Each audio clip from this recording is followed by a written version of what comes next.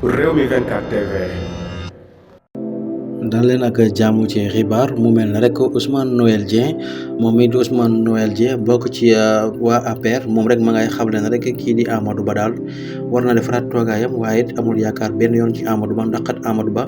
kii di Ousmane Noël Dieng ma ngi koy xamal ne mbir mi du xaalis ndax gisoon nañ fi Abdoulaye Wade 2011 xaalis bi nga xamante ne rek doon na ko fere ca gis nga rek na mu mujjee dafa mujjee daanu waaye it ma ngay xamle ne rek kon kii di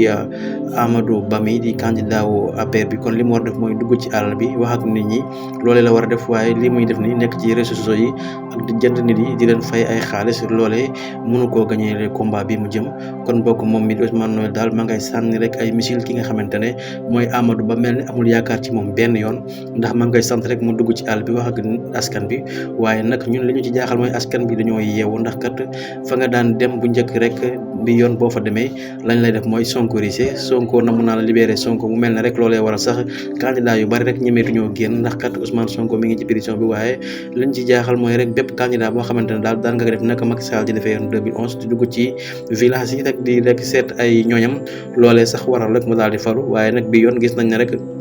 waa village daal heure boo fa demee rek nit ñi la ñuy def mooy di yuuxu naan la Sonko libéré Sonko mu mel ne rek jamono yi kon réseaux sociaux yi rek daal dina yàqal ñu bari kon moom mii di Ousmane Noël Dieng daal amul yaakaar benn yoon ci seen candidat bi ñuy woowee Amadou Ba amul dara rek loo xam ne bàyyil na ko yàq na ko rek lu mel ne xam ne di ko xamal na rek mbir mi du xaalis mbir mi rek ab volontaire la rek mën a génn wax ak askan bi waaye nag nekkul ne da ngay jër sa xaalis rek nit ñi di la fekk si nga nekk ci réseaux sociaux yi di def say sondage moom mii di Ousmane Noël Dieng daal kon bàyyilul dara rek ki nga xamante ne mooy Amadou Ba.